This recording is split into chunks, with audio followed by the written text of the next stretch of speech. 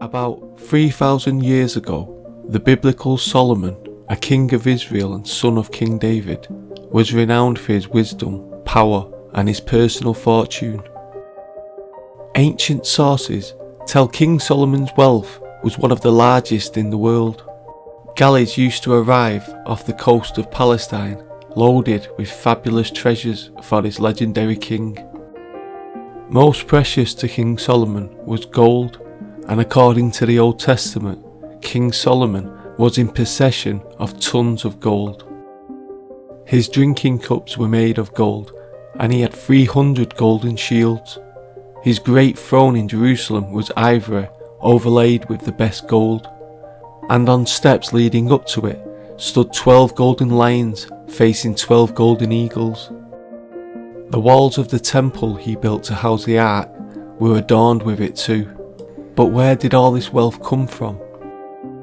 In the Bible it is written that Solomon's servants travelled to Ophir and fetched from hence gold 420 talents, roughly 20 tons.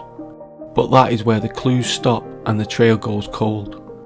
The location of Ophir, it seems, was meant to remain a mystery, and the true location of the legendary Ophir has never been established. Out of this mystery grew a tale that obsessed the Greeks, Renaissance adventurers, and Victorian explorers. The search for King Solomon's mines is as timeless as that for the Holy Grail. The astronomer and geographer Ptolemy calculated that Ophir was located in what today is Pakistan, at the mouth of the Indus River. A Portuguese explorer of the 15th century claimed it was in Zimbabwe in Africa, a link embraced by the English poet John Milton in his epic poem Paradise Lost. Christopher Columbus believed he had found Ophir in Haiti, and Sir Walter Raleigh in the jungles of Suriname. In 1568, a Spanish captain discovered a group of islands in the Pacific and named them the Solomon Islands because he believed they were Ophir. Just over a century ago, the Victorians were captivated by a tale of British grit, ancient curses, African warriors and black magic, all suffused with the glamour of diamonds and gold.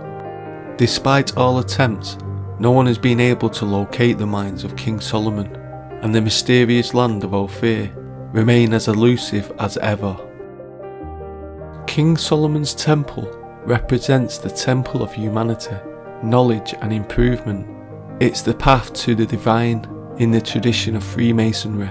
This temple is a link to early Christian Kabbalah and Hermetic thought. Many believe that philosophy becomes directly linked to the past, present and future of Freemasonry and to the King Solomon's temple.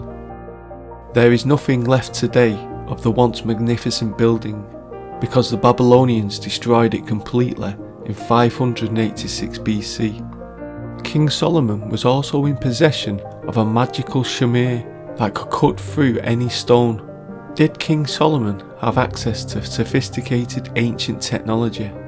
What kind of device was able to cut through or disintegrate stone, iron and diamond thousands of years ago? According to a very interesting legend found in the Talmudic literature, King Solomon built his magnificent temple in Jerusalem with the help of a magical worm named Shamir. The Shamir was without doubt an extraordinary object, as it possessed the ability to alter stone, iron and diamond by its mere gaze. According to the story, King Solomon learned from the demon Ashmendi that the worm had been entrusted to the care of the Prince of the Sea. Solomon's servants set out to find it and succeeded in delivering it safely to King Solomon.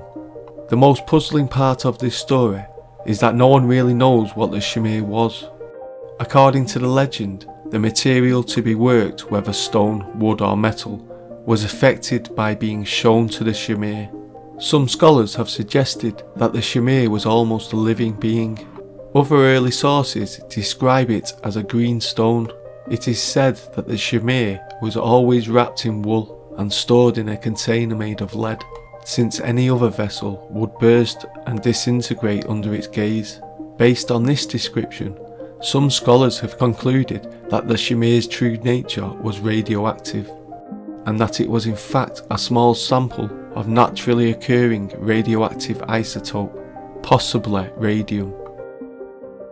In the Book of Kings it is written, "For the house, while it was in the building, was built of stone made ready at the quarry, and there was neither hammer, nor axe, nor any tool of iron heard in the house while it was being built."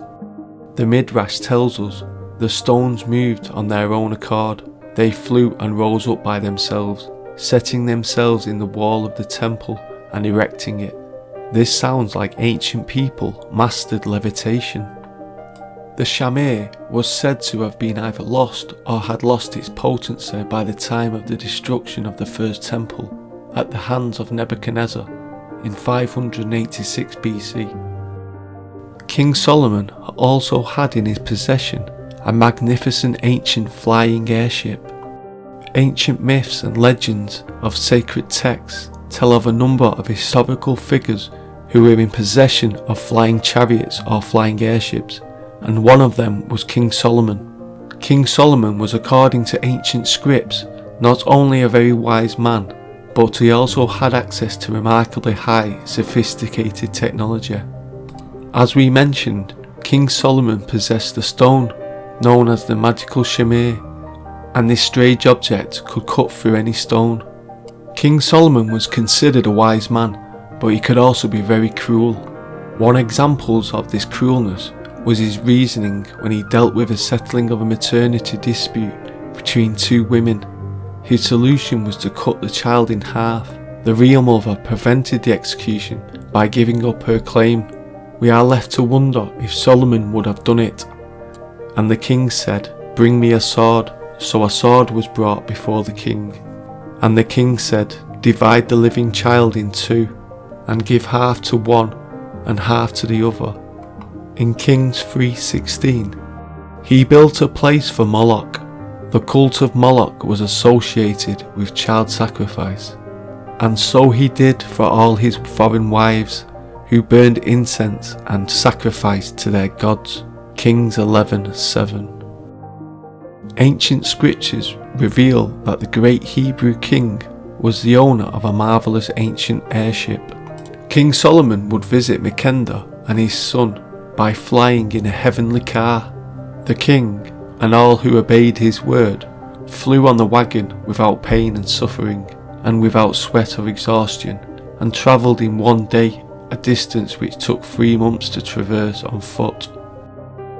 Throughout the Middle East, as far as Kashmir, are the mountains known as the Thrones of Solomon, including one in northwestern Iran, a flat-topped mountain called the Throne of Solomon. It looks like they could have been landing bases for Solomon's airship. It is fair to say that King Solomon's temple, enormous riches and incredible ancient high-tech devices still remain shrouded in a veil of mystery.